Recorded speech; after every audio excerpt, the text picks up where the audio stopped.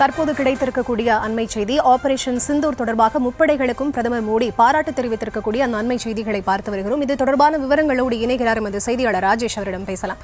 வணக்கம் ராஜேஷ், இது தொடர்பாக பிரதமர் மோடி என்ன கூறியிருக்கிறார், விவரம்? வணக்கம்.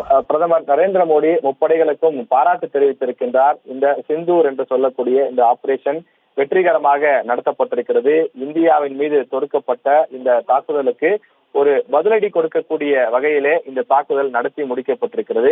இந்திய அதிகாரிகள் தற்போது ஒரு மகிழ்ச்சியான ஒரு தருணத்திலே அவர்கள் இருக்கின்றார்கள்.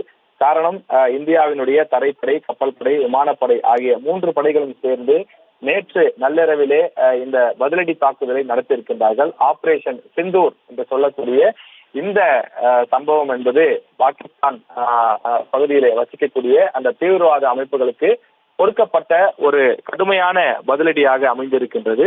எனவே இந்த பதிலடி தாக்குதலை வெற்றிகரமாக திட்டமிட்டு என்ன நினைத்தார்களோ அதை அப்படியே செய்து முடித்திருக்கக்கூடிய அந்த அதிகாரிகளுக்கும் பிரதமர் நரேந்திர மோடி வாழ்த்துக்களையும் பாராட்டையும் தெரிவித்திருக்கின்றார். ஏனென்றால் கடந்த 22ஆம் தேதி பஹல்காமிலே 26 இந்தியர்கள் அப்பாவியாக அவர்கள் பொதுமக்கள் மற்றும் சுற்றுலா பயணிகள் சுட்டுக் கொல்லப்பட்டிருந்தார்கள்.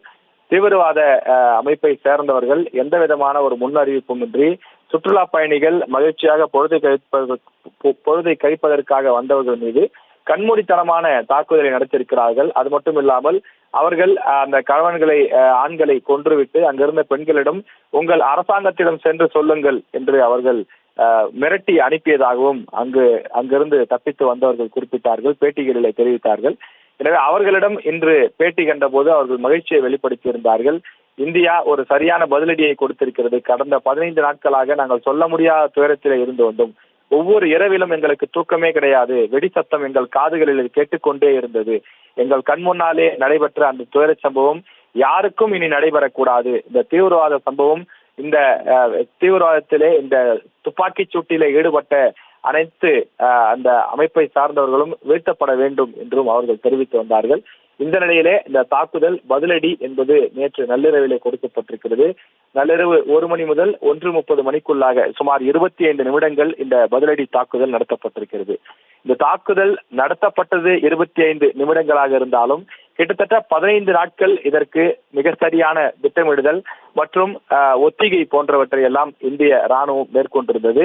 எனவே அந்த ஒத்திகையினுடைய அந்த முழு வெளிப்பாடாகத்தான் இந்த தீவிரவாதிகள் தங்கியிருக்கக்கூடிய முகாம்கள் 9 முகாம்கள் கண்டறியப்பட்டிருக்கிறது. இவர்கள்தான் குறிப்பிட்ட கால இடைவெளியில் ஒவ்வொரு பகுதிகளாக வந்து இந்தியாவில் பல இடங்களில் தாக்குதல்களை, பதான்கோட்டாக இருக்கட்டும், புல்வாமா தாக்குதலாக இருக்கட்டும், தற்போது நடைபெற்றிருக்கக்கூடிய பஹல்காமாக இருக்கட்டும், இப்படி இந்தியா கண்ணசரும் நேரத்தில் அல்லது வேறு ஏதேனும் பணியில் இருக்கக்கூடிய நேரத்திலே அவர்கள் வந்து இது போன்று தங்களுடைய வேலைகளை காட்டிவிட்டு செல்லக்கூடிய முயற்சியை, அந்த வேலைகளை தொடர்ந்து செய்து வருகிறார்கள். இதன் காரணமாக அப்பாவி ராணுவ பகுதியை வசிக்கக்கூடிய மக்களும் நம்முடைய ராணுவ வீரர்களும் சுற்றுலா பயணிகளும் சுட்டு வீழ்த்தக்கூடிய, கொலை செய்யப்படக்கூடிய அந்த சம்பவங்கள் தொடர்ச்சியாக அரங்கேறி வருகின்றன. எனவே அதை ஒரு முற்றுப்புள்ளி வைக்கக்கூடிய ஒரு செயலாகத்தான் நேற்று நள்ளிரவிலே இந்த தாக்குதல் என்பது நடத்தப்பட்டிருக்கின்றது. சரியாக 1:05 மணி முதல் 1:30 மணிக்குள்ளாக 25 நிமிடங்களில் இந்த பதிலடி தாக்குதல் கொடுக்கப்பட்டிருக்கிறது. எந்தெந்த இடங்களெல்லாம் தீவிரவாதிகள் தங்கியிருந்தார்களோ, அந்த தீவிரவாதிகளுக்கு எங்கெல்லாம் பயிற்சி கொடுக்கப்படுகிறதோ அந்த நிலைகள் மீது குறிவைத்து தாக்குதல் நடத்தப்பட்டதாக அதற்கான வீடியோவும் தற்போது வெளியிடப்பட்டிருக்கிறது. தற்போது நீங்கள் திரையிலே பார்த்துக் கொண்டிருக்கிறீர்கள். ஒரு புறம் பிரதமர் நரேந்திர மோடி அவர்கள் பேசக்கூடிய அந்த காட்சியும், மற்றொரு புறம் நம்முடைய ராணுவம் அந்த பாகிஸ்தானில் உள்ளே இருக்கக்கூடிய அந்த தீவிரவாத அமைப்புகளின் மீது நிகழ்த்தி இருக்கக்கூடிய அந்த பதிலடி தாக்குதல், குண்டுமழை பொழியக்கூடிய அந்த காட்சியையும் நாம் பார்த்து கொண்டிருக்கிறோம். இதற்காக பிரத்யேகமாக தயாரிக்கப்பட்ட பல ட்ரோன்கள், தற்கொலை ட்ரோன்கள் என்று சொல்லக்கூடிய சில ட்ரோன்களும் கூட அனுப்பப்பட்டிருக்கின்றது. அதாவது அதற்கு இலக்கை நிர்ணயித்து அனுப்பிவிட்டால் வெடிமருந்தோடு சுற்றி கொண்டே இருக்கும். தன்னுடைய இலக்கை நெருங்கியவுடன் அந்த இலக்கின் மீது வேகமாக மோதி வெடிக்க செய்து அந்த சுற்று வட்டார பகுதியையே முழுமையாக அழிக்கக்கூடிய வகையிலே வல்லமை பெற்றது என்று சொல்கிறார்கள். இப்படி பல்வேறு விதமான மிசைல் ஆயுதங்கள் இதிலே பயன்படுத்தப்பட்டிருப்பதாகவும் அதிகாரிகள் தெரிவிக்கிறார்கள்.